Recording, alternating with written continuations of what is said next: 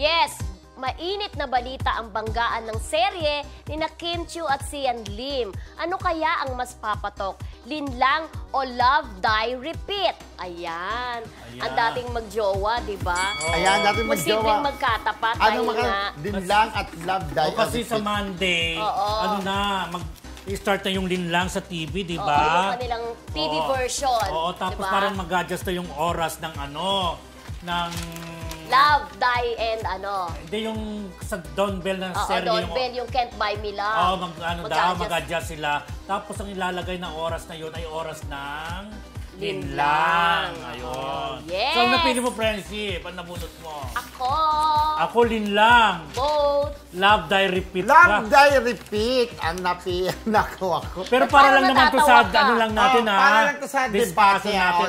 For the sake of discussion. Pero wala pong paninira. Pero in fairness, ang ganda ko, first looking, di ba? Para sa akin, itong Love, Die, Repeat. Okay. Kasi mga Friendship, ito ay first time na magtatambal ang dalawang sikat na artista. Jenilyn Mercado at Sian Lim.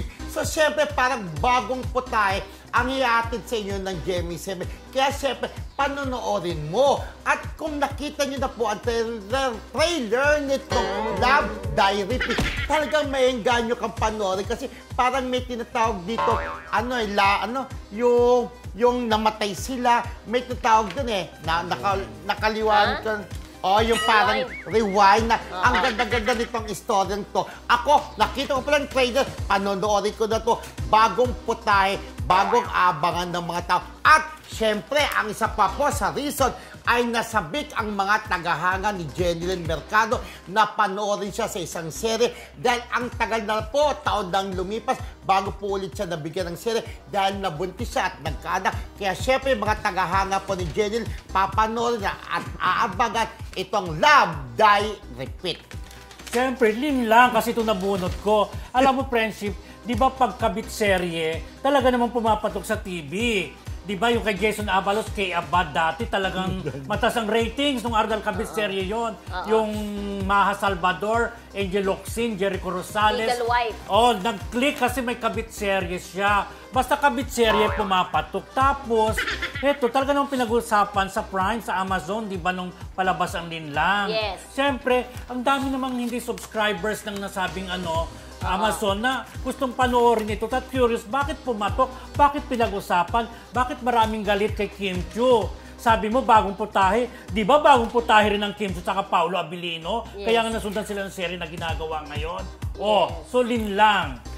Pero mas bagong putahe pa rin to dahil from ABS lumundag sa Gemmy 7. Yan ang bago. Ang Kim Chiu at itong si Paolo, parang nagsama na rin yan sa mga show sa ASAP. So wala nang bago. Nagkikita-kita sila. Pareha silang ABS-CBN to. Mas bago ito. Talagang papanoorin mo, di ba? Dito na tayo sa Love, Die, Repeat na nagsimula na pong ipinilabas noong Lunes, di ba?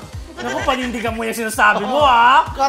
Basta ito, kasi iba yung atake ng yung sabi nga nila, marami pang hindi napapanood sa Prime Video, sa Amazon, na hindi pa nakikita ng mga manonood na mapapanood sa telebisyon itong Linlang. So doon pa lang, makikurious ka. Kasi lahat ng mga katanungan mo doon sa Amazon na bakit ganyan, bakit ganito nangyari, sasagutin ng telebisyon, ng serye, yung version. So, ibig sabihin, kung tumutok ka sa serye na to, mas tututukan mo kasi masasagot yung katanungan mo. Kumbaga, meron ng mga nanonood dito na susundan talaga. Yon.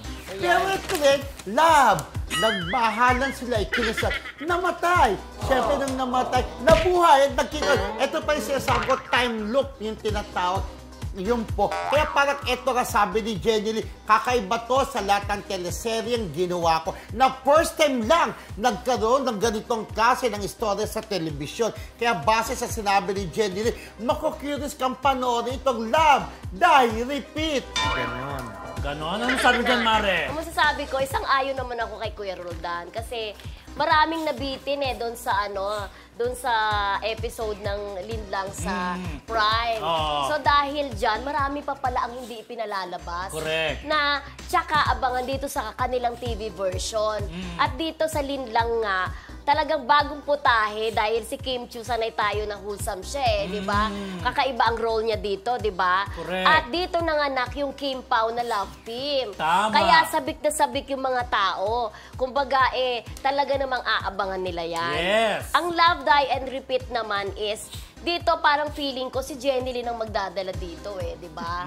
Oo. Totoo, bakit ka natawa, kuya? Siyempre, para sila magdadala kasi sila yung fan base magka-partner. din naman ni Jenny Lin Mercado, hindi rin natin matatawaran. Sabik sila Dahil marami Sabik rin naman din. siyang series sa GMA, talaga namang Na sinusubaybayan. great. Kaya nga lagi siyang Oo. binibigyan ng project Correct. ng GMA. Yes. Dahil rater si Jenny Lin Mercado. In fairness kay Jenny Lin. At saka pangalawang reyna yan ng GMA. Oo, After in Marian, fair- Jenny Lin Mercado. Correct. In fairness. Yes, oo. Yun. Kaya parehos panonoorin yan. Ang Linlang at Love, Die, Repeat. Diba? Yes. Pero alam mo, wala tayo sa debate. Parang makikinabang ang mga viewers natin. Correct. Ang mga televiewers. Kasi, mamimili ka kung anong gusto mo na serye talaga na gusto mo Oo. At pareho namang maganda yan, In di ba? fairness, oo. Kaya gawin niyo lang, kada commercial, lipat-lipat-lipat, gano'n naman, anong gagawa ng remote yun? Pero ito nga, sabi ko, kakaiba tong series ito na sabi ni Jenny, first time na nagkaroon ng ganitong klaseng series sa television.